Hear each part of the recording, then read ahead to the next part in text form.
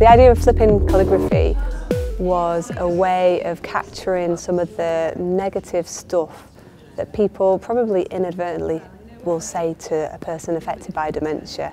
So we wanted to capture the negative, but then we wanted to give them an alternative approach. Right, all flipped up now, Tony. So rather than clobber people on the head and say, oh, you don't say this, say that, we wanted the message to come through the art of the calligraphy. And I think, you know, from what we've produced, what the calligraphy produced, we've achieved that. So there's some really strong statements that people, you know, they'll say it to somebody with dementia, or they'll say it to a family carer or somebody with dementia, and possibly don't really think about how that will leave the other person feeling. So what I think we've created is a positive message for people to take away, and to think about how they communicate with people, everybody affected by dementia, the person with dementia and the family carers. Yeah, I think it's been a really interesting project. I've got personal experience of dementia in my family. I've done lots of other dementia groups, but this was a slightly different angle, whereas it was involving the artwork of the flipping. I thought the idea of the flipping was fantastic, spontaneous, and really hit home. It would really hit home how people feel about how they address people with dementia, instead of being too harsh with them or too abrupt, a lot softer and not as intense. Just to feel that you are part of the decision making and part of what's going on in the room, sorted. Give them a different perspective. I just wonder if you'd tell me a little bit about how you got involved in the project. Yeah, I know Brian.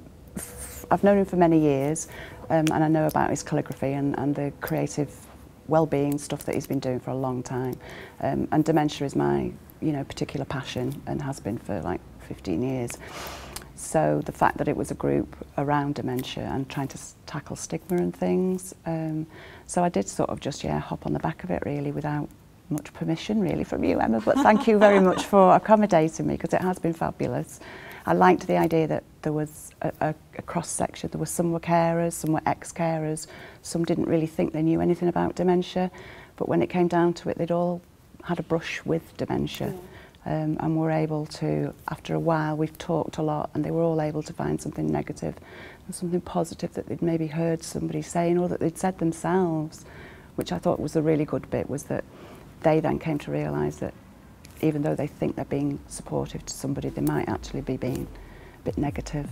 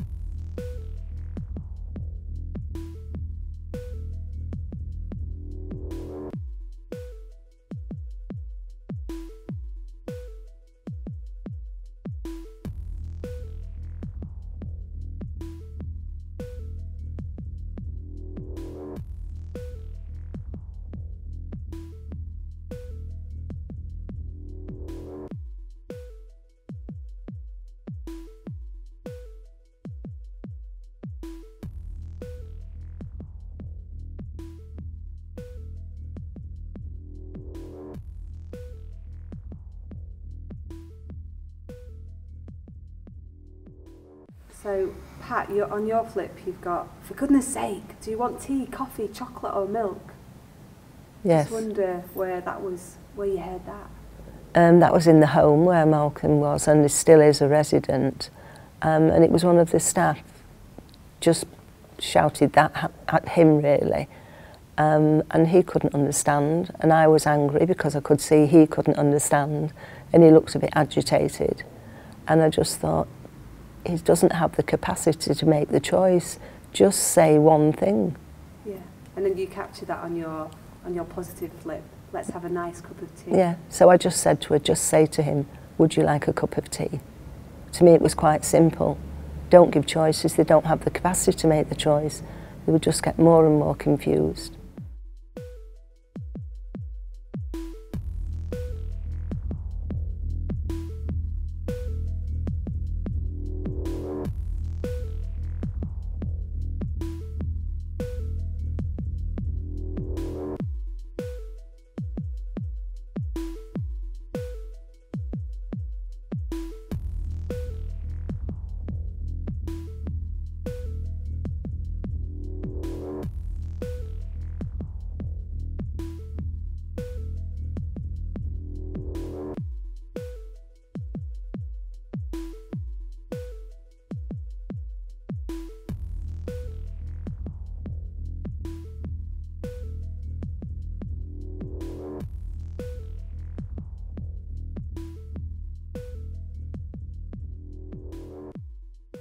Yeah, give them the choice. You know, okay, I'm going to make a cup of tea. Do you fancy one? It's easy.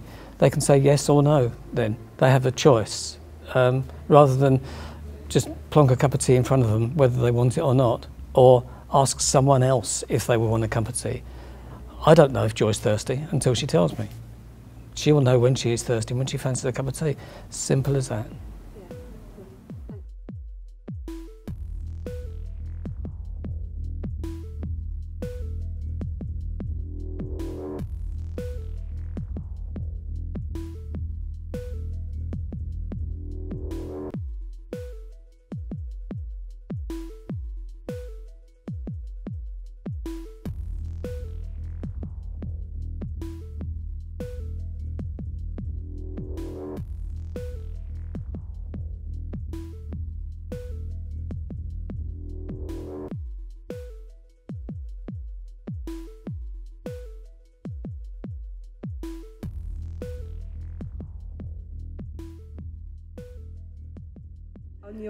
On your flip you've captured, people with dementia can't play bingo, and I just wonder where you've heard that statement.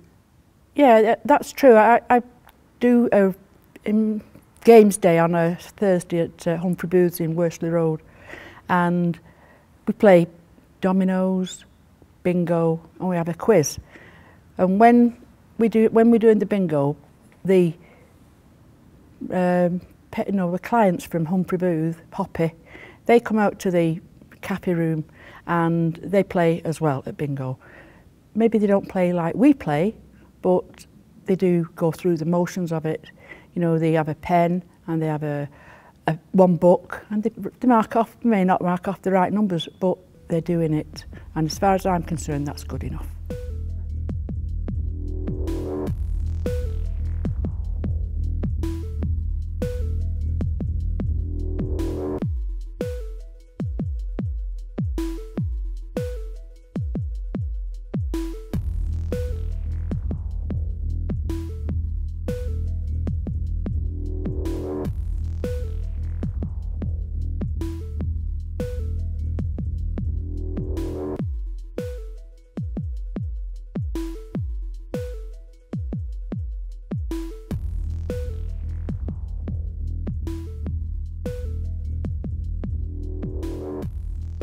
Well, that's where I was probably in the early days before I knew anything about dementia.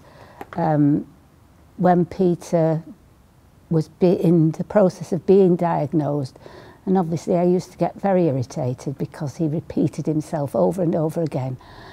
And then I would just get irritated and say, "You've already told me that half a dozen times."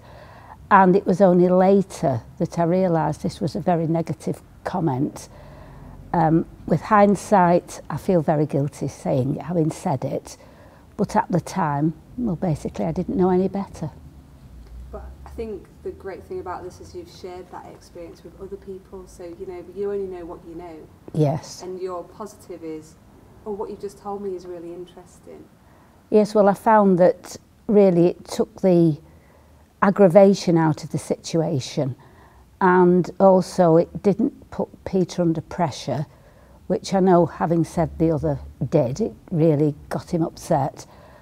And so it diffused the situation. It also basically changed the subject, and life was much happier when I took that sort of attitude.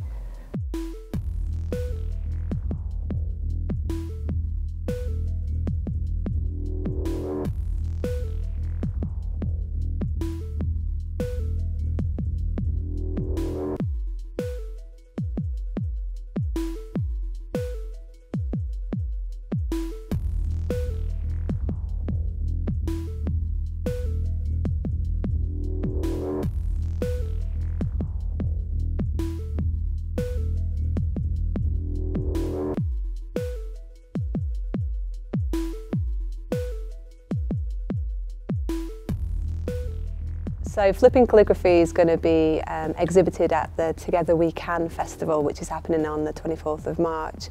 And then after that, it's going to live on the Salford Inspire YouTube channel. And what we really want is for other people across Greater Manchester, across the UK, to start thinking about, you know, capturing some of these statements, but doing it in a way where we're not, you know, we're not hitting people over the head and saying, oh, please don't say it this way, but we're giving them a chance to explore how they do communicate. So we give them the negative, and then we give them the positive and think, yeah, actually, if we say it this way, you're going to leave the person feeling a lot happier.